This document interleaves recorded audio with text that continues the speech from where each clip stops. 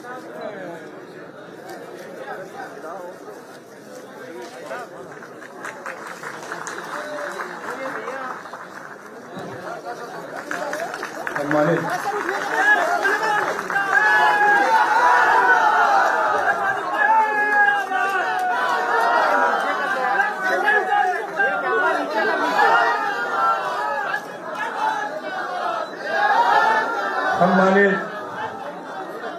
Media और पत्रकार भाइयों, बहुत ही हर्ष के साथ सूचित कर रहा हूं, पूर्व की बात समाजवादी पार्टी के राष्ट्रीय अध्यक्ष माननीय श्री अखिलेश यादव जी के कुशल नेतृत्व में, नीतियों में, विचारधारा से प्रसन्न होकर आज बहुत महत्वपूर्ण नेतागण बहुत बड़ी संख्या में समाजवादी पार्टी के राष्ट्रीय अध्यक्ष माननीय श्री अखिलेश यादव जी के समक्ष समाजवादी पार्टी में शामिल होने आए हैं, जिनकी प्रमुख सूची मैं आपके सम्मुख प्रस्तुत कर रहा हूं। सूची बड़ी है, वह सूची मैं सभी पत्रकार भाइयों को बाद में उपलब्ध करा दूंगा। पहला नाम है श्री राकेश पांडे, पूर्व सांसद अम्बेडकर नगर। श्रीमती माधुरी वर्मा वर्तमान विधायक भारतीय जनता पार्टी जिला बहराइच। श्रीमती कांति सिंह, पूर्व एमएलसी लखनऊ। श्री ब्रजेश मिश्रा, पूर्व विधायक प्रतापगढ़। श्रीमती सैयदा खातून, पूर्व प्रत्याशी डुमरियागंज सिद्धार्थनगर।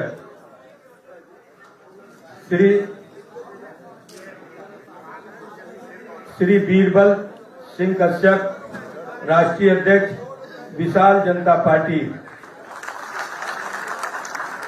श्री गजराज नागर, पूर्व प्रत्याशी बहुजन समाज पार्टी।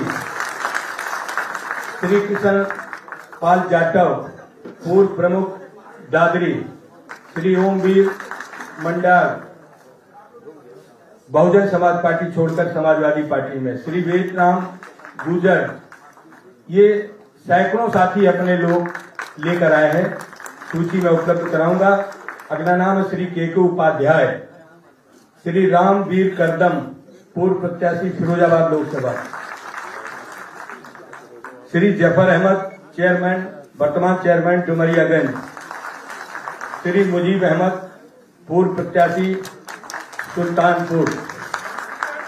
श्री अनीस मंसूरी, पसमानदा मुस्लिम समाज। श्री फराजुद्दीन किदवई, पुत्र श्री गयासुद्दीन किदवई, बाराबंकी। श्री मुसाफिर चौहान, पूर्व प्रत्याशी मुगल सराय जिला चंदौली। श्री समरनाथ, पूर्व प्रमुख सिकराड़ा जौनपुर सहित बड़ी सूची पर समाजवादी पार्टी में शामिल होने आए हैं।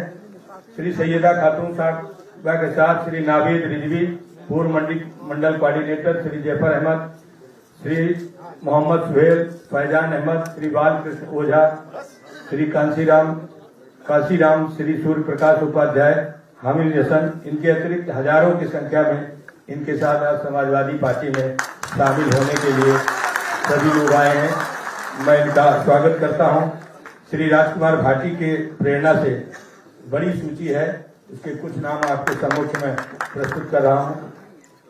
श्री गजराज नागर, श्री किशन पाल जाटव, श्री ओमवार मंडार, श्री देवेंद्र टाइगर, श्री रामशरण नागर, श्री वेगराज गुर्जर, श्री लाल सिंह गौतम, श्री लाट साहब लोहिया, प्रमोद भाटी, श्री सूर्य प्रताप सिंह एडवोकेट, श्री अभय त्यागी, श्री वीरेंद्र नागर, दीपक भट्टी, रोहितास प्रधान, अस्मत प्रधान, सुभाष भाटी, ब्रजेश जाटव, जगपाल जाटव, श्री राहुल आर्यन, अनिल नागर, शेलक प्रधान, श्री वरुण शर्मा, श्री गोविंद निषाद, मंडल कोऑर्डिनेटर समाजवादी पार्टी में शामिल होने आए हैं। अगली सूची है श्री रामवीर करदम, पूर्व लोकसभा प्रत्याशी फिरोजाबाद आगरा, डॉक्टर श्याम सुंदर करदम, जिला प्रभारी बहुजन समाज पार्टी मथुरा, श्री मचला करदम, श्री दयानंद व्यास चौधरी, श्री कुलदीप सिंह, प्रीतम सिंह बौद्ध, कालीचंद्र सुमन, सुखबीर सिंह, श्री राकेश बौद्ध सहित सैकड़ों की संख्या में आज समाजवादी पार्टी में शामिल होने आए हैं। मैं आप सभी का स्वागत करता हूं। श्री जितेंद्र पवार, ये अध्यक्ष हैं देश बचाओ पार्टी के। ये अपनी पार्टी का पूरा समर्थन बिना शर्त जितेंद्र समर्थन पत्र भी माननीय राष्ट्रीय अध्यक्ष जी के समक्ष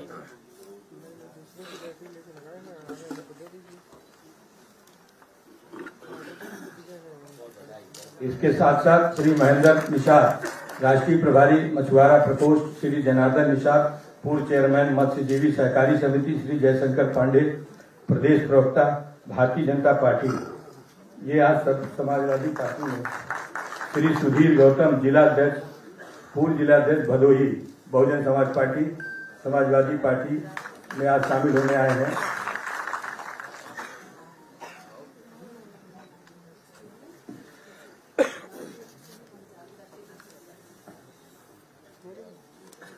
ये सूची पसमानदा मुस्लिम समाज की श्री अनीस मंसूरी, श्री हाजी अंजुम अली, श्री मोहम्मद वसीम रानी, मुख्तार अहमद मंसूरी, श्री हाजी शब्बीर अहमद, श्री अंसार अहमद, श्री तहसीन अहमद, रहीम बख्श सहित ये लोग सैकड़ों की संख्या में आज सभी लोग समाजवादी पार्टी में शामिल होने आए हैं। श्री मुजीब अहमद, श्री स्वर्गीय captain Abdul Hamid, Indian army, Samajwadi party में आज शामिल हो रहे हैं।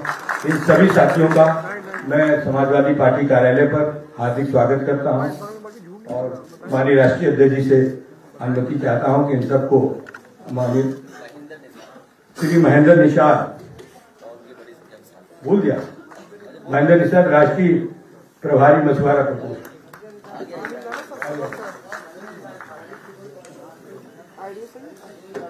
तारिक किदवई बाराबंकी, उनके साथ बड़ी संख्या में लोग हैं। तारिक किदवई बाराबंकी बहुजन समाज पार्टी से होकर समाजवादी पार्टी में शामिल हो रहे हैं। आप सभी साथियों का स्वागत है और मैं माननीय राष्ट्रीय अध्यक्ष जी से जलवंशी ग्रुप के हमारे साथी आज समाजवादी पार्टी में शामिल होने आए हैं, मैं उन सभी को स्वागत करता हूं।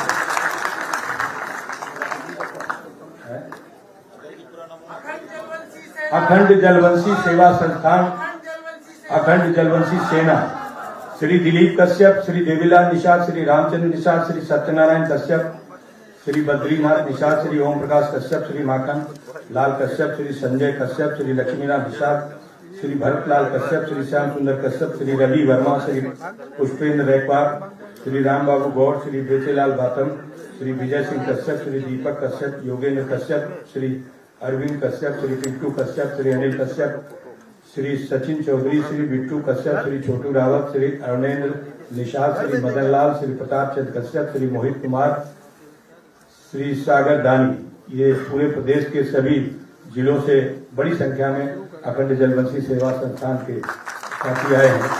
मैं उन सभी का हार्दिक स्वागत करता हूं और सभी को बधाई देता हूं। माननीय राष्ट्रीय अध्यक्ष जी की अनुमति चाहता हूं कि वो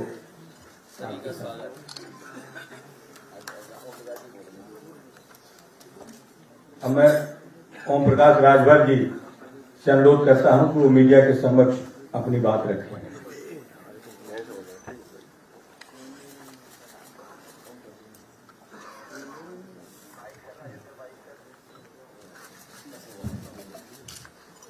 आज इस हाल में पहली बार आया हूं, इसके लिए माननीय राष्ट्रीय अध्यक्ष जी को बधाई देता हूं और सबसे पहले तो पत्रकार भाइयों को मैं धन्यवाद देता हूं कि आप लोगों की बदौलत हम यहाँ आए, आप लोगों की बदौलत हम यहाँ आए हैं। इसके लिए नववर्ष की ढेर सारी शुभकामनाएं। ये सच है, ये सच है कि आप लोगों ने अपनी लेखनी और अपने चैनलों पे नहीं दिखाया होता तो शायद इस हाल में ओम प्रकाश राजभर नहीं आ पाता।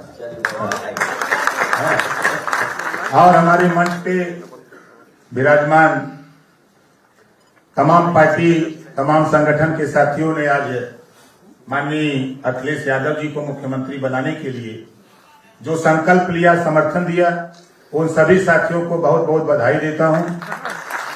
और हमने तो आप लोगों से पहले भी कह चुका हूं और 3 साल पहले कहा था, लेकिन हमारे पत्रकार भाई, तमाम हमारे साथी हमको कहते थे कि जलेबी की तरह घुमाते हैं, लेकिन लोग समझ नहीं पाए थे कि हम क्या कर रहे हैं। 3 साल पहले मैंने कहा था कि भारतीय जनता पार्टी को सत्ता से बेदखल करूंगा, 3 साल पहले। अब वो समय आपका आ गया है और पूरे प्रदेश में एक बीमारी बड़ी तगड़ी बा। वो बीमारी का बा, योगी जी, मोदी जी के ललका साड़ से पूरा प्रदेश परेशान बा। इसे निजात चाहता, ट्रामा सेंटर चले जाइए, 70% मरीज योगी जी, मोदी जी के ललका साड़ से लड़के आवत हैं। ट्रामा सेंटर में जाके देखिए। हम लोगों ने मन बनाया है, माननीय भावी मुख्यमंत्री जी बगल में है, ऐसे ही 2022 के बाद बगलिए में रहा। 300 यूनिट बिजली पूरे उत्तर प्रदेश में सरकार बनते ही माननीय मुख्यमंत्री जी को देख रहा है। गरीबों का इलाज फ्री में होगा।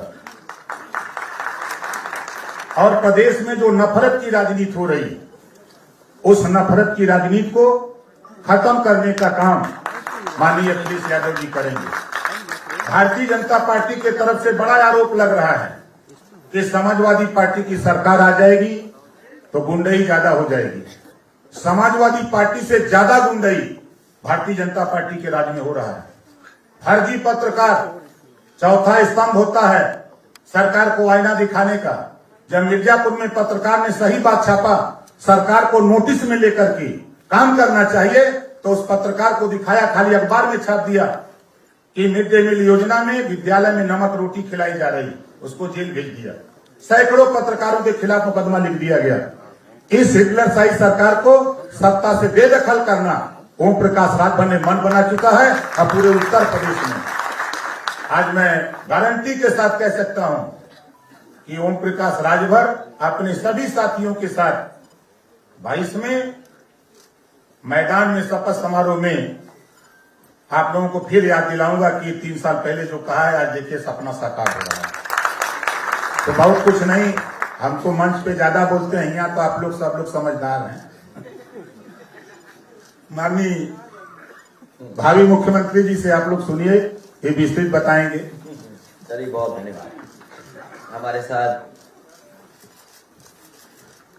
आदरणीय ओम प्रकाश राजभर जी, और खुशी की बात यह है कि बड़ी संख्या में आज समाजवादी पार्टी में शामिल होने वाले नेताओं की हमारे पास एक लंबी सूची है। ये तुम्हारा ऑडियो हमेशा गड़बड़ रहता है। एक ही चैनल है जिसका ऑडियो गड़बड़ है। मैं सबसे पहले हमारे साथ आज समाजवादी पार्टी में शामिल होने वाले पूर्व सांसद राकेश पांडे जी का बहुत बहुत धन्यवाद और आभार प्रकट करता हूं। मुझे खुशी है कि इनके साथ साथ इनके बड़ी संख्या में साथी सहयोग आज समाजवादी पार्टी में शामिल हो रहे हैं। भारतीय जनता पार्टी से विधायक श्रीमती माधुरी वर्मा जी भी आज समाजवादी पार्टी में शामिल हो रही हैं। पूर्व विधायक एमएलसी आदरणीय श्रीमती कांति सिंह जी भी समाजवादी पार्टी में शामिल हो रही हैं। पूर्व विधायक प्रतापगढ़ से ब्रजेश मिश्रा जी आज समाजवादी पार्टी में शामिल हो रहे हैं। पूर्व में रहे प्रत्याशी गजराज नागर जी समाजवादी पार्टी में शामिल हो रहे हैं। किशन लाल जाटव जी, ओमवीर मंडार जी, बेजराम गुजर जी, के उपाध्याय जी, रामवीर करदम जी, और बहुजन समाज पार्टी से रही प्रत्याशी श्रीमती सैयदा खातून भी आज समाजवादी पार्टी में शामिल हो रही हैं। जफर अहमद साहब, मुजीब अहमद जी, अनीस मंसूरी जी, जो पहले भी समाजवादी पार्टी में रहे, मंत्री का दर्जा रहा इन पर, और फिर पुनः समाजवादी पार्टी में शामिल हो रहे हैं। इनका बहुत बहुत बधाई, इनके सभी साथी सहयोगियों का बहुत बहुत बधाई।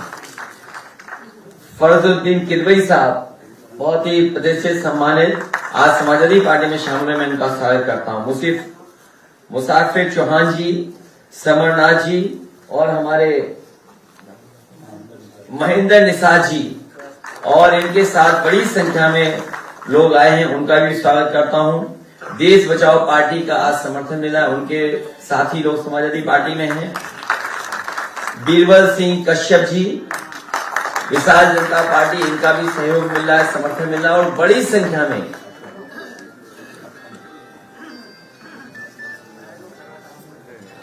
इनके साथ साथ अखंड जलवंशी सेवा संस्थान, जो अपने समाज में बड़ी संख्या में लोग हैं और अपने समाज में लगातार जगाने के लिए, संविधान को बचाने के लिए, देश को बचाने के लिए और अपने समाज को सम्मान दिलाने के लिए संघर्ष कर रहे हैं। मैं आज उनका सभी का बहुत बहुत स्वागत और बहुत बहुत धन्यवाद देता हूं।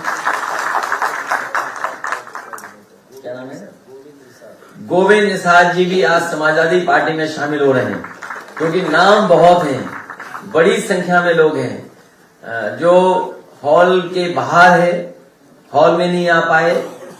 मैं उन सबका भी स्वागत करता हूं और बधाई देता हूं कि इस समय जब समाजवादी पार्टी संघर्ष में है, उनका साथ और सहयोग मिल रहा है। मुझे पूरा भरोसा है कि आने वाले समय में उत्तर प्रदेश में परिवर्तन और बदलाव होगा।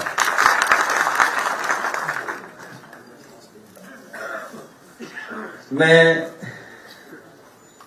तारिक किदवई साहब का नाम भूल गया था, बाराबंकी के हैं और बड़ी संख्या में इनके सहयोगी समर्थन है। और आपको तो लिख दिया मैंने, आर्मी से रिटायर है, फौज में थे ये, फौज के बाद फादर फौज में थे और उसके बाद असली फौज में अब आ गए, समाजवादी फौज के साथ शामिल हो गए। हमारे साथ अभी ओम प्रकाश राजभर जी ने जो कहा बिजली को लेकर के, और हमारे तमाम साथी सहयोगी, और जिस दिन से नए साल पर 300 यूनिट का फैसला समाजवादी पार्टी ने लिया कि घरेलू बिजली का बिल 300 यूनिट माफ होगा और किसानों की सिंचाई माफ होगी, नए साल में भारतीय जनता पार्टी को सबसे ज्यादा करंट लगा। मैं उनके भाषण सुन रहा था और उनके भाषणों में ये कहा जा रहा है कि आखिरकार बिजली कहां से आएगी। भारतीय जनता पार्टी के ना समझ बाबा मुख्यमंत्री जी, अनुपयोगी मुख्यमंत्री जी, अगर उन्होंने ठीक से काम किया होता तो आज उत्तर प्रदेश में बड़े पैमाने पर बिजली होती। हमारे उत्तर प्रदेश की गरीब जनता को, किसानों को, उद्योगपतियों को, व्यापारियों को और आम लोगों को इतना बिजली का बिल नहीं देना पड़ता जितना आज बिजली का बिल देना पड़ रहा है। मुझे याद है जिस समय नेताजी उत्तर प्रदेश के मुख्यमंत्री थे, कुछ लोगों ने बिजली का कारखाना न लगे उसके लिए बड़े पैमाने पर आंदोलन किया, लेकिन मुझे खुशी इस बात की कि शाहजहांपुर में रोजा का प्लांट बिजली का लग करके तैयार हो गया। वो नेताजी का समय था। इसी तरह झांसी में जो बिजली का कारखाना लगा हुआ है, अगर उस समय समाजवादी सरकार में वो फैसले न लिए हुए होते तो शायद पारिशा का पावर प्लांट भी नहीं लग पाता, जिसका उद्घाटन बाद में हुआ। इसी तरह लैंको का एक पावर प्लांट जो सोनभद्र में लगा, अनपारा डी जो समाजवादी सरकार में पिछली बार स्वीकृत हुआ, एमओयू कर करके पुरानी सरकार चली गई, लेकिन उसके बाद जो काम होना था, सिंचाई का विभाग से पानी पहुंचना प्लांट तक, प्लांट को जमीन पूरी उपलब्ध कराना और प्लांट की वाकई उसके अलावा जो स्वीकृतियां प्रदान होती हैं उनको अगर किसी ने दिया तो समाजवादी पार्टी ने, और उसका उद्घाटन भी अगर किसी ने किया था तो नेताजी ने किया था। 3x650 super critical thermal plant जो ललितपुर में बनकर के तैयार हो गया है। उसके बाद एटा में 3x660 सुपरक्रिटिकल थर्मल प्लांट जो जवाहरपुर योजना के अंतर्गत लग रहा है। हमारे अनुपयोगी मुख्यमंत्री अगर ध्यान देते तो बिजली का कारखाना जल्दी बनकर के तैयार हो जाता। हरदुआगंज में 660 सुपरक्रिटिकल थर्मल प्लांट लग रहा है। पनकी में सुपरक्रिटिकल थर्मल प्लांट लग रहा है 660। निवेली लिग्नाइट का उस समय कांग्रेस की सरकार थी, जायसवाल जी भी उसके बिजली मंत्री थे, उन्होंने और मैंने मिलकर के शिलान्यास किया था और वो भी अभी कारखाना बनकर के नहीं तैयार हुआ है। अगर वो बिजली का कारखाना बनकर के तैयार हो जाता तो आज उत्तर प्रदेश के पास बिजली पर्याप्त होती। वो बनकर के अभी तक पूरा नहीं हो पाया है। इसी तरह सोलर प्लांट के लोग करके सोलर में बिजली को बढ़ाने का काम भी समाजवादी सरकार में हुआ। मुझे याद है जिस समय फ्रांस के स्टेट हेड उद्घाटन कर रहे थे, वो अगर योजना किसी के समय की थी सोलर प्लांट की, सोलर पावर प्लांट की, तो वो समाजवादी सरकार की थी जो मिर्जापुर में स्वीकृत होकर के प्लांट चालू हुआ था। उत्तर प्रदेश में बड़े पैमाने पे, चाहे वो ललितपुर रहा हो, महोबा रहा हो, झांसी रहा हो, जालौन रहा हो या मैनपुरी रहा हो, सोलर पावर प्लांट अगर किसी सरकार में ज्यादा लगे हैं तो समाजवादी सरकार में उन सोलर प्लांटों को लगाने का काम हुआ। हमारे बगल में बैठे हैं मांझी जी, ये उस समय हमारे सरकार में हमारे साथ थे, विधायक थे और मंत्री थे। इनकी विधानसभा में टांडा में जो एनटीपीसी का पावर प्लांट लगना था, जगह उपलब्ध नहीं हो पा रही थी, जमीन उपलब्ध नहीं हो पा रही थी। एलएनटी के बड़े बड़े अधिकारी आकर के यही निवेदन सरकार से करते थे कि अगर जमीन उपलब्ध हो जाए तो यहां पर जल्दी पावर प्लांट लग करके तैयार हो जाएगा। मुझे खुशी है इस बात की कि वहां के किसानों ने हमारा कहना माना, सरकार का कहना माना और पूरी की पूरी जमीन उपलब्ध करा दी। आज उसका परिणाम है कि वहां पर भी बिजली का बड़ा कारखाना लग करके तैयार हो गया और बड़ी कैपेसिटी का बिजली का प्लांट चल रहा है। 13-2 है, 662 तो 1300 के लगभग मेगावाट बनकर के तैयार हो गया। ये बातें मैं इसलिए बता रहा हूं कि जब 300 यूनिट फ्री देने का वादा किया है तो उसके पीछे ये तमाम योजनाएं हैं जो समाजवादी सरकार बनने पर पूरी होंगी और उत्तर प्रदेश को 300 यूनिट फ्री घरेलू बिजली उपलब्ध कराने का काम करेंगे। हमारे किसान की आय तो दोगुनी इस सरकार नहीं कर पाई। इस सरकार ने वादा किया था भारतीय जनता पार्टी ने। अभी मैं इनके लंबे लंबे भाषण सुनता हूं, इनके बड़े बड़े भाषण आते हैं, लेकिन एक भी भाषण में किसान को लेकर की बात नहीं कह रहे हैं। पहले तो साजिश कर करके ये 3 ऐसे कानून लाए जिन कानूनों से किसानों की खेती बर्बाद हो जाती, जमीन छिन जाती, उनके हाथ में खेती नहीं बचती।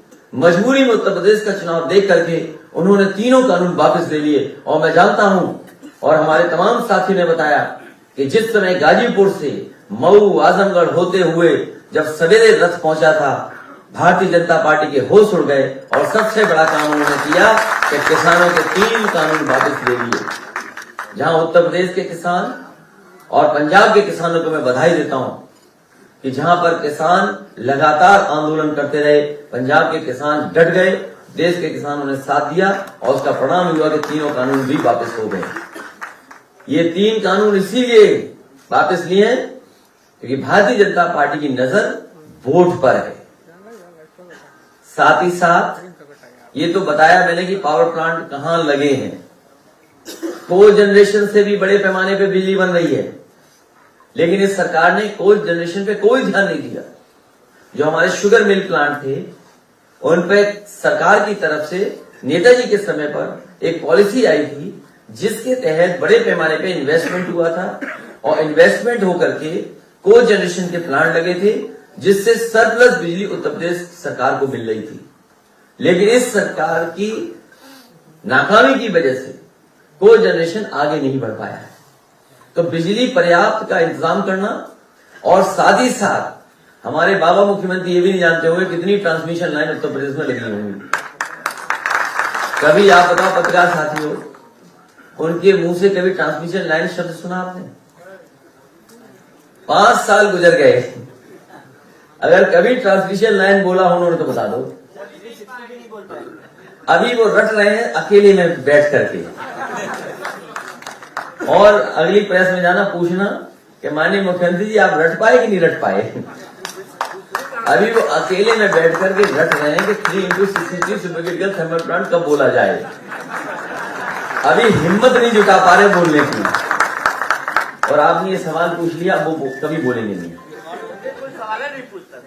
और ट्रांसमिशन लाइन बनाई उत्तर प्रदेश में, क्योंकि पुरानी सरकार जो थी उसने शुरुआत की थी ट्रांसमिशन लाइन की, और उस ट्रांसमिशन लाइन को पूरा करने का काम पूरे देश में, अगर सबसे पहला इन्वेस्टमेंट ट्रांसमिशन लाइन में किसी में आया और उसको पूरा करने का काम अगर किसी ने किया तो समाजवादी लोगों ने करके दिखाया। उत्तर प्रदेश में फीडर अलग करना, फीडर सेपरेशन का काम, नए नए सब स्टेशन बनना, बिजली को अंडरग्राउंड ले जाना।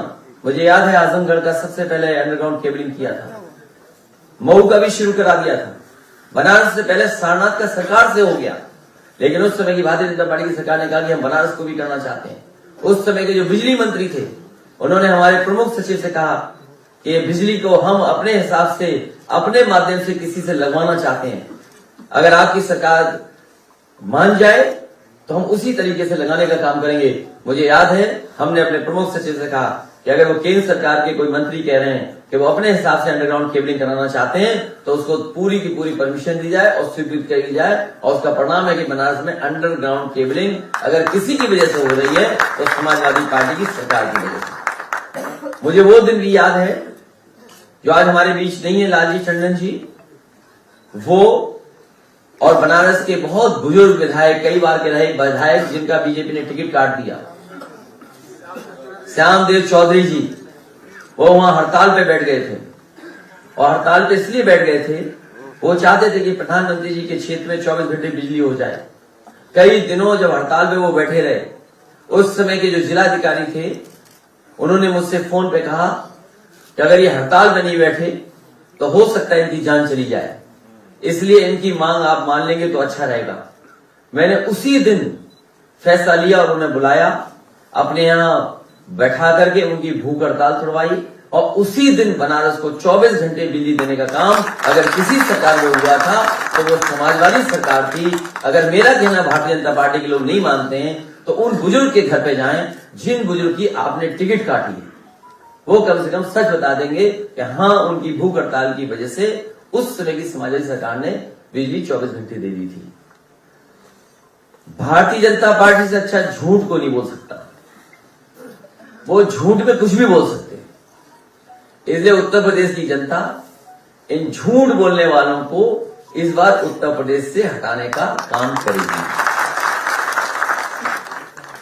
मैं इन्हीं शब्दों के साथ मैं पत्रकार साथियों का धन्यवाद देता हूं और अपने सभी साथी जो आज समाजवादी पार्टी में शामिल हो रहे हैं उनका बहुत बहुत स्वागत करता हूं। कल का कार्यक्रम के आयोजन का जो संतोष पांडे जी ने किया वो भी यहाँ बैठे हैं, उनके तमाम सहयोगी साथी हैं जो सुन भी रहे हैं और बाहर भी हैं, मैं उनको भी बधाई देता हूं।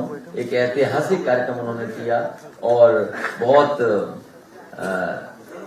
उसका संदेश दूर दूर तक गया है। वो आपके साथ 4-5 लोग हैं, ज्ञापन देंगे, आप बुला लो, आप बुला रामप्रसाद सिंह के साथ बुला लो पहले, तब ज्ञापन बाद में लेंगे, सवाल जवाब हो जाते। आपको खड़ा कर लो, इधर खड़ा कर लो।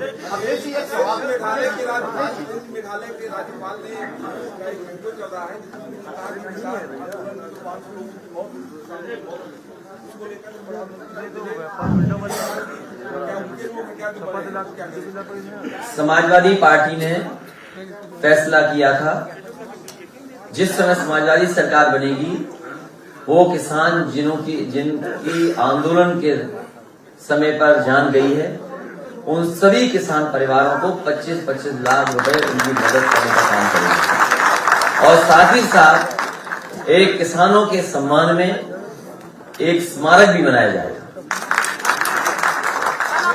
बड़ा आरोप लगाया मुख्यमंत्री योगी आदित्यनाथ ने माफियाओं की सूची नहीं जारी कर रहे हैं, ये इशारा आपने किया है, तो क्या आप स्पष्ट कर सकते हैं कि राम राज्य की जो बात होती है उसके पीछे की हकीकत क्या है?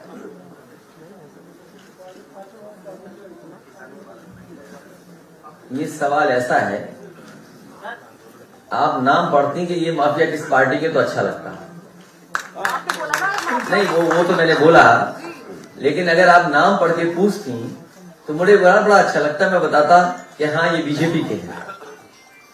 और मैं फिर दोहराता हूं वो बात, अभी जो सूची आई है जिसमें विधायकों पे आरोप लगे हैं, एक रिपोर्ट आई, एडीआर रिपोर्ट, उसमें सबसे ज्यादा विधायक जिन पर मुकदमे हैं वो भारतीय जनता पार्टी के निकले।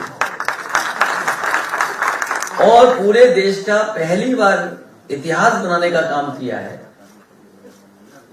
कि जिस मुख्यमंत्री के ऊपर तमाम धाराएं मुकदमे थे उसको भारतीय जनता पार्टी ने मुख्यमंत्री बनाया।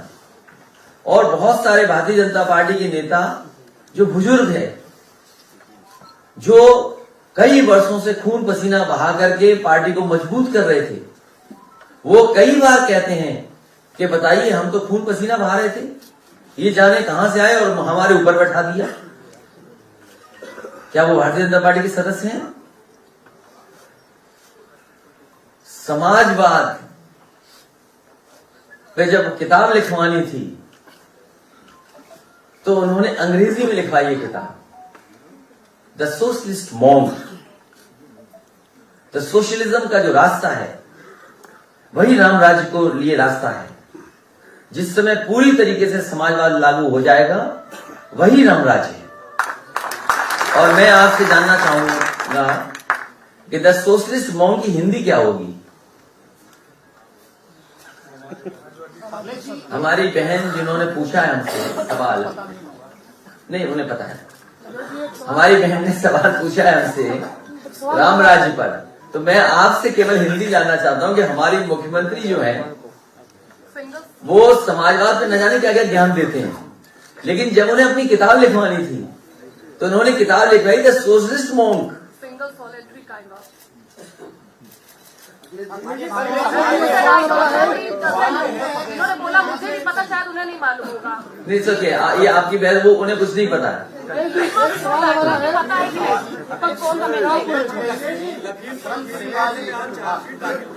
तुम्हारा कोई सवाल नहीं है ये।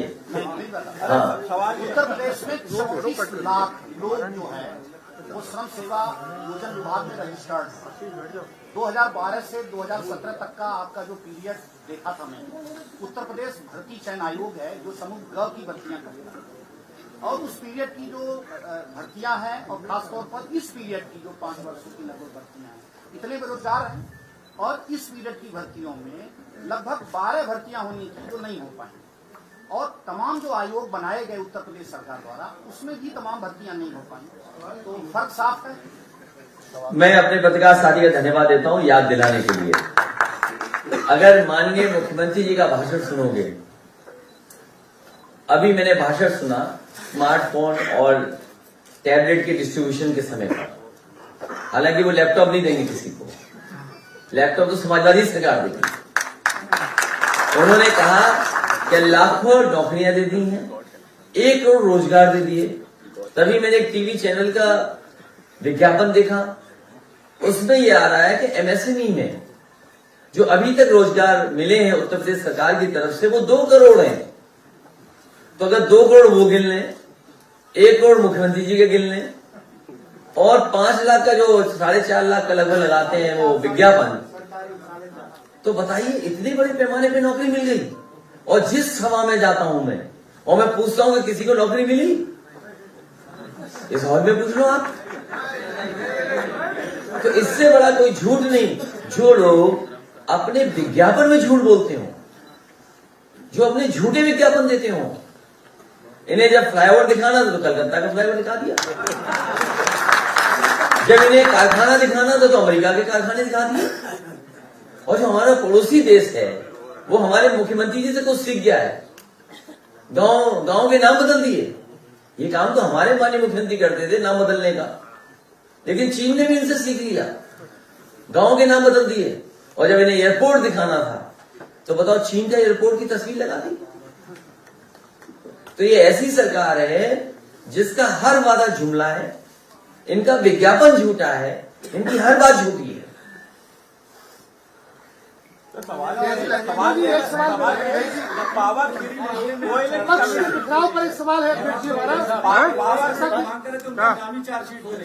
किसानों ने प्रोटेस्ट भी किया, उन्होंने विरोध किया है, कहा है कि जब तक अजय मिश्रा टेनी का नाम नहीं आता चार्जशीट में तब तक भारतीय जनता पार्टी में कोई ऐसी वॉशिंग मशीन बनी हुई है, किसी अपराधी को भेज दोगे वो अपराधी लगेगा ही नहीं उसमें। कोई नई वॉशिंग मशीन खरीद करके लाया है। अध्यक्ष जी, अध्यक्ष जी, कोयले की कमी को लेकर पावर एक्सचेंज ने यूपी सरकार ने 25 रुपए पर यूनिट के हिसाब से बिजली भी खरीदी थी और उन्होंने कहा मैंने सबको बिजली दी है, फ्री दी है और 24 घंटे दिए। उत्तर प्रदेश की जनता ने भारतीय जनता पार्टी को दो बार केंद्र में सरकार बनाने के लिए समर्थन दिया है। कम से कम भारतीय जनता पार्टी को उत्तर प्रदेश का कोटा बढ़ाना चाहिए था। बिजली का कोटा बढ़ा देते और कम से कम कोयले का भी कोटा बढ़ा देते।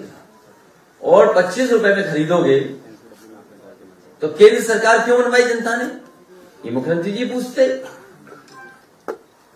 लेकिन हमारे मुख्यमंत्री जी को पता ही नहीं है, उनका चीफ सेक्रेटरी बदल गया। जो दूसरों को कहते हैं 12 बजे सो करके उठते हैं, वो बताएं कहां सोते रहे कि उनका चीफ सेक्रेटरी बदल गया। और ऐसे सो रहे थे कि जिनका रिटायरमेंट होने जा रहा था 2 दिन बाद, उन्हें बताओ चीफ सेक्रेटरी बना दिया और एक्सटेंशन देकर के 1 साल का। तो सोचिए हमारे बाबा मुख्यमंत्री सो रहे थे कि जाग रहे थे। अध्यक्ष जी, 300 यूनिट बिजली मुफ्त है, कल को आप सरकार बनेगी तो क्या बकाया बिल भी माफ होंगे? तुम्हारा बिल ज्यादा आ रहा है। सर सबका आ रहा है, सर सबका आ रहा है, सर सबका आ रहा है बिल। तुम्हारा वेतन बढ़ जाएगा। तुम हमें सरकार बना लेने देते 17 में, तो तुम्हें इतना बिजली का बिल नहीं देना पड़ता। तुमने तो हमारे खिलाफ वोट डाले। तुम्हारा आखिरी में जब प्रेस वालों का आखिरी सवाल हो तो ये बता देना, इनका पूछना। हमारा सवाल है विपक्ष के टकराव को लेकर। और संजय सिंह आपसे मिले भी थे, पर कल जब केजरीवाल आए उन्होंने कहा कि बिजली फ्री देने का फॉर्मूला सिर्फ आम आदमी पार्टी को आता है और किसी को नहीं। अरे यार क्या सवाल पूछते तुम। मैंने प्लांटों के नाम बताए। जिस समय नेताजी मुख्यमंत्री थे, मुझे याद है शाहजहांपुर का रोजा का पावर प्लांट लगा प्राइवेट। नेताजी ने इस प्रदेश के लिए को जनरेशन का प्लांट लाया। अनपारा डी का समावेश सरकार में हुआ। लैंको का नेताजी लाए। और मुझे खुशी इस बात की कि जिस समय मैं हरदुआगंज का प्लांट का शिलान्यास करने जा रहा था, तो जिस कंपनी को ठेका मिला था, जापान की वो कंपनी थी। वो कंपनी के जो सबसे बड़े अधिकारी आए थे जापान से चल करके, उन्होंने गिफ्ट में मुझे वो तस्वीर दी जब कभी नेताजी ने प्लांट का उद्घाटन किया था। तो उन्होंने कहा कि मैं आज वो तस्वीर दे रहा हूं कि एक बार आपके पिताजी ने इस प्लांट का उद्घाटन किया था और आज मैं आपके यहाँ शिलान्यास कर रहा हूं और उद्घाटन करने आऊंगा, तब दोबारा आपको मैं तस्वीर दूंगा। तो पावर प्लांट बनाने का काम, को जनरेशन, सोलर पावर प्लांट, और उत्तर प्रदेश आज कह सकता है। मेजा के प्लांट भूल गया मैं, जो आपके इलाहाबाद के एनटीपीसी का और जेपी का जो पावर प्लांट लगा है, वो भी समाजवादी सरकार की देन है। हालांकि पुरानी सरकार ने भी स्वीकृत किया था उसको, आगे नहीं, वो जेपी का है। वो बसपा ने थोड़ा आगे किया था, बाकी हमने किया। वो बजाज का वहाँ है ललितपुर में। एक सवाल मेरा है अध्यक्ष जी, प्लीज इनका ले लीजिए, इनका ले लीजिए। लेकिन एक से देखो ऐसा है ना, 1 मिनट बात कभी मजा आएगा इसमें। ये जो हमारे पत्रकार साथी हैं, इन्हें किसी बीजेपी वाले ने व्हाट्सएप किया है, वो पढ़ रहे हैं। लेकिन हमारा निवेदन आपसे एक है, नहीं हमारा निवेदन एक है, जिस भी व्यक्ति ने क्या उसका नाम ले दो। इतना सा निवेदन है हमारा। सबको जैसे सबका साथ सबका विकास वो नकली है। ये बिजली की जब जाएगी तो सबके लिए 300 यूनिट है।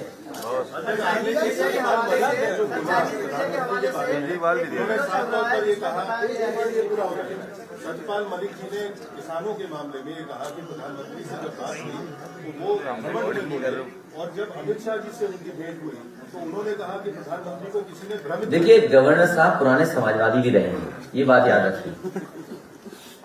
उनकी बात पे आप क्या सोचते हैं? मैं क्यों सोचूं किसी की बात पे? मैं क्यों सोचूं किसी की बात पे?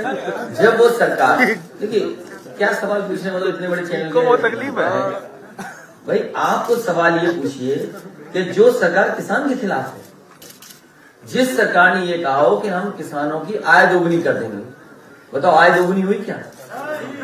धान कैसे बिक गया, और जिसका अभी आपने कहा सांड सड़कों पे घूम रहे हैं, खेतों में घूम रहे हैं। बताओ किसान दुखी है। बिजली महंगी कर दी, डीजल महंगा कर दिया, हर चीज किसान की महंगी कर दी। और जब खाद खरीदनी थी, आप बताइए खाद कहाँ किसान को मिली? इसलिए किसान को खाद नहीं मिली। और बताइए ये तो पार्ले जी से सीखे हैं। हाँ ठीक बात है, ये बीजेपी वाले सीखे कहाँ से 5 किलो निकालना, ये पता है आपको? ये पार्ले जी का बिस्किट पैकेट आता है, जैसे जैसे महंगाई बढ़ी पार्ले जी ने बिस्किट उसमें कम कर दिए। उतने पैसे में बिस्किट मिलेगा लेकिन संख्या उतनी नहीं मिलेगी, और तो ज्यादा महंगाई होगी तो पार्ले जी के बिस्किट का साइज बदल जाएगा। तो अभी जो 5 किलो चोरी हो रही है, भारतीय जनता पार्टी बनी रही तो बोरी का साइज बदल देगी।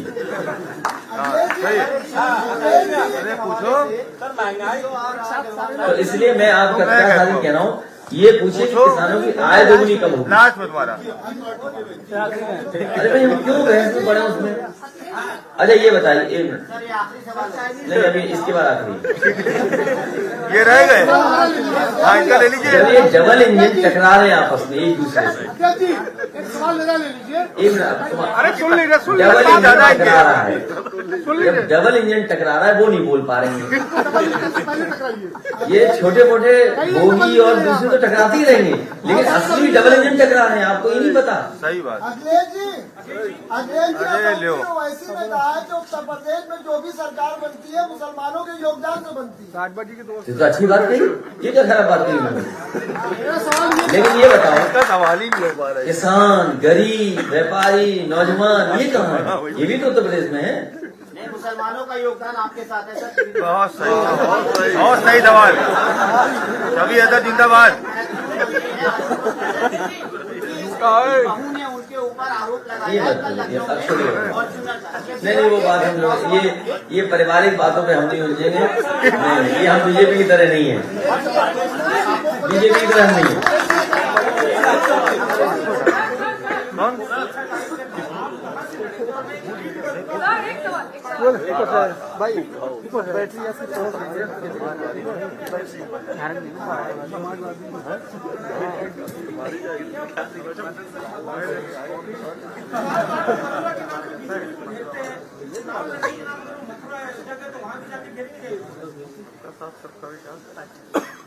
जब ये चुनाव लड़ने जाएंगे हमारे बाबा मुख्यमंत्री जी, जिस भी क्षेत्र में जाए उस क्षेत्र की जनता इनसे पूछेगी कि आपने वादा किया था कि किसानों की आय दोगुनी होगी, क्या किसानों की आय दोगुनी हुई? उस क्षेत्र के नौजवान जिन्हें नौकरी नहीं मिली, जिन्हें रोजगार नहीं मिले, जिन्हें बड़ा बड़ा सपना दिखाया था, वो तमाम नौजवान इनसे सवाल करेंगे कि नौकरी रोजगार मिला है कि नहीं मिला है। व्यापारी जिनके व्यापार खत्म हो गया, बर्बाद हो गए कोरोना के समय पर, किसी भी व्यापारी की कोई मदद नहीं की सरकार ने, और बिजली का बिल और तमाम ऐसे सवाल हैं जिनका जवाब भारतीय जनता पार्टी के पास नहीं है। और जब मुखिया उनके चुनाव लड़ने जाएंगे, जो दूल्हा है चुनाव के, वैसे तो आप जानते होंगे, हालांकि वो उदाहरण नहीं देना चाहिए, फिर भी मैं दे दूंगा उसको, अदरवाइज मत लीजिएगा। हमारे सब लोग जानते होंगे कि अगर बेटा परीक्षा में ना पास हो पा रहा हो तो कई बार माँ बाप और चाचा भी जाते हैं थोड़ी नकल कराने। ये बात सच है कि नहीं सच? तो हमारे बाबा मुख्यमंत्री फेल हो चुके हैं, अब उनको कोई पास नहीं कर सकता। अब जो पास कराने आ भी रहे हैं वो भी नहीं करा पाएंगे। नहीं भगवान है,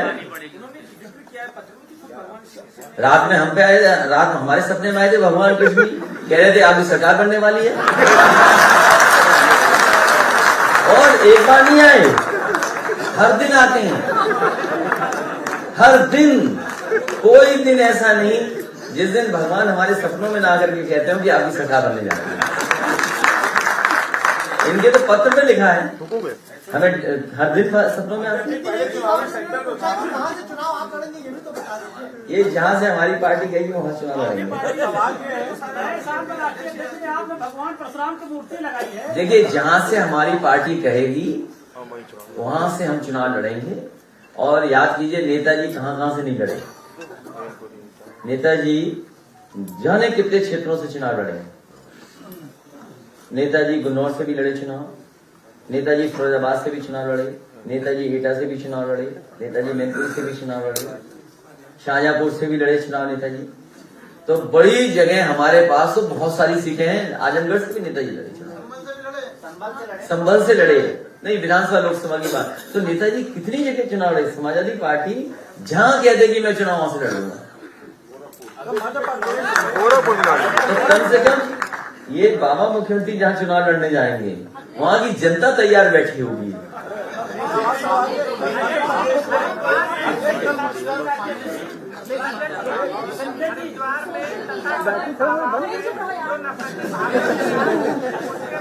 इनको पूछ लें तो आजकल इनको आगे बढ़ाना बताइए। सब पार्टियां बढ़ा रही हैं, इनका बोलो फिर तुम्हारा पूछिए सवाल जवाब देंगे। महिला के विचार हाँ पूछिए,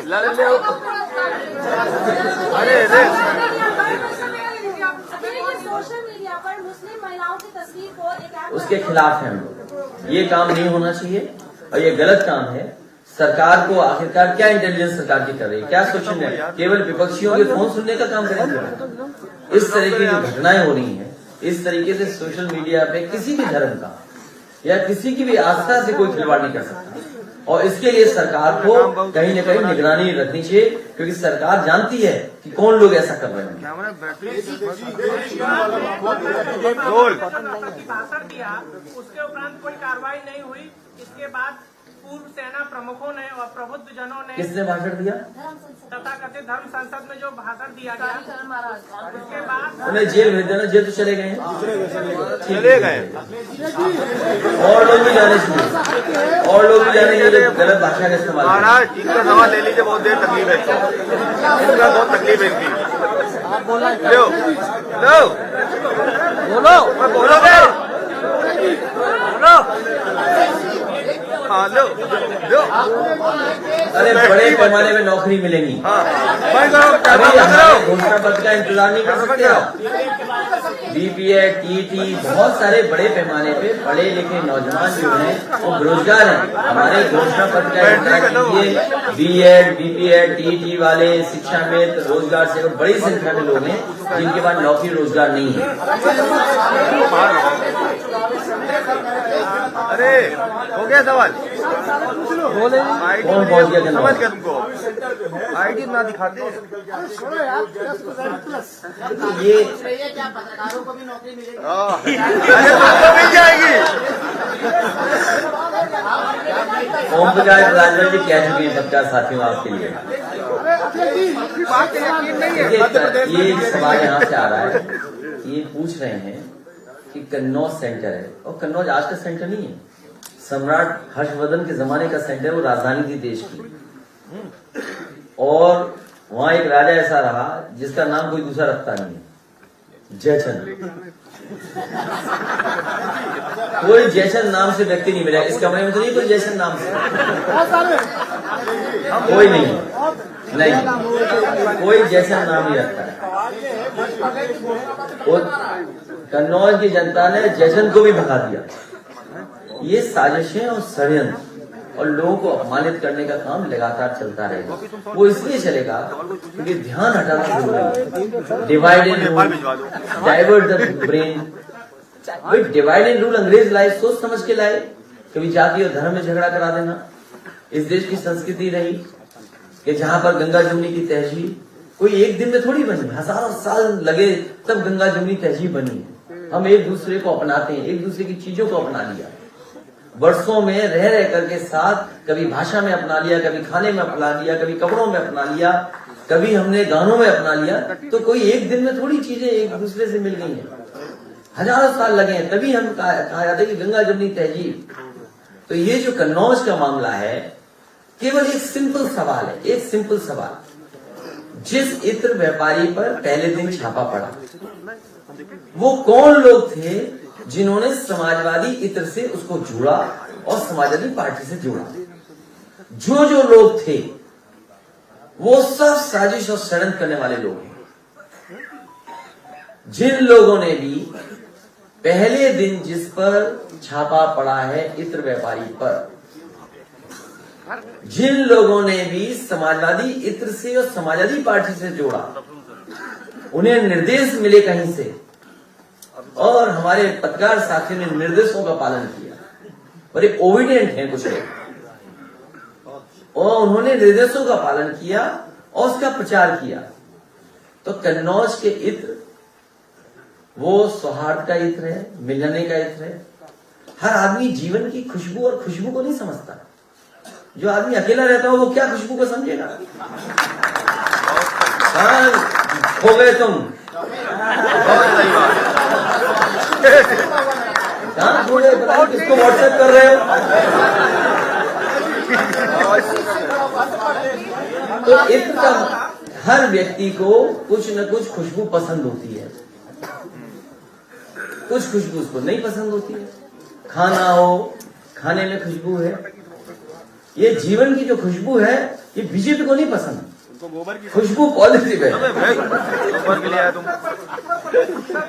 अब वो बीजेपी कहे तो उसका भी बना देंगे, पता है तो हमने बनवा के भिजवा देते। कन्नौज के लोग मिट्टी का भी इत्र बनाते हैं और हर एक का एक अपना फार्मूला होता है।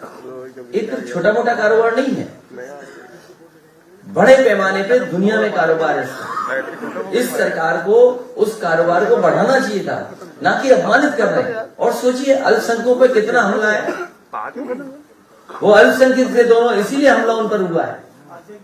जैन समाज क्या है आबादी में बताओ? 45 लाख, 50 लाख होगा, 50 लाख से ज्यादा जैन समाज नहीं है आबादी में। उन पे हमला हुआ कि नहीं हुआ? पहले एक कारोबारी को, और वो भी अगर छापा मारा है तो फिर दूसरे पे क्यों अपनी छापा मारा? वो इसलिए छापा मारा क्योंकि पहले छापे में उनकी नाक कट गई। और एक रिजर्वेशन हुआ करता था एंग्लो इंडियंस का, विधानसभा में एक सीट हुआ करती थी, नॉमिनेशन से पहुंचते थे। लोकसभा में सीटें थी, भारतीय जनता पार्टी आई तुरंत हटा दिया वो भी रिजर्वेशन। वो कौन लोग थे जिन्होंने हरियाणा में मूर्ति को तोड़ा है?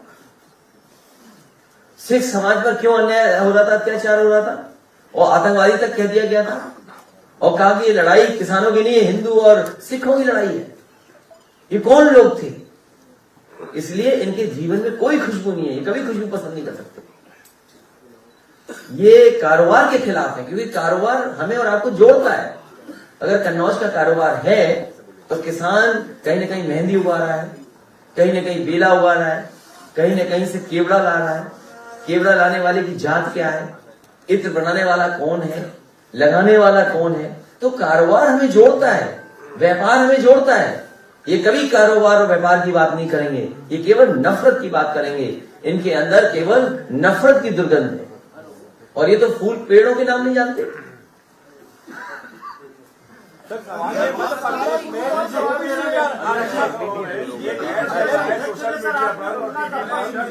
जी आपकी तुलना क्या चीज? आपकी तुलना अरे वो तो सुपर हिट फिल्म थी भाई, वो कोई बात नहीं। क्या फिल्म थी, क्या फिल्म थी, सोचो। तुमने अगर न देखी हो दोबारा देख लो तुम। सुपर हिट फिल्म देखिए। और कितनी फिल्म सुपर हिट थी, ये पता है कहाँ शूटिंग हुई? 1 मिनट, शूटिंग कहाँ हुई थी? रामनगर कहाँ है? रामनगर कहाँ है? रामगढ़, सॉरी, कहाँ बनाया था? वही रामनगर और रामनगर वही है, एक ही है। ये बेंगलोर मैसूर हाईवे पर लेफ्ट साइड में है। सोचिए आप कितनी सुपरहिट फिल्म थी, बताइए।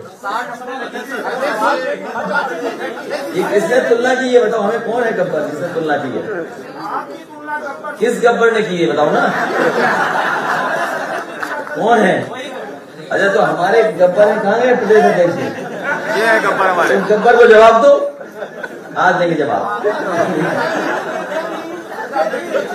उनके आपने नहीं देखी वो जन सेवा यात्रा? कई जगह की तस्वीर मैंने देखी है, कई जगह की तस्वीर आई है। वो ऐसी तस्वीर है कि चाउमीन ठेले पे भी ज्यादा भीड़ दिखती है। अब जाने दोगे हम लोगों को कि नहीं जाने? जाइए जाइए, धन्यवाद धन्यवाद।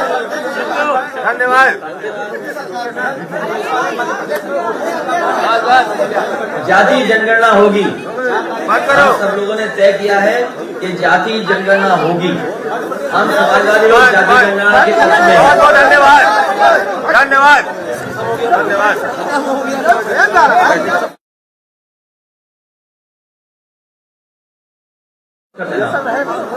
एक मिनट ये अनाउंस कर देना। फोटो लेना भाई आप लोग।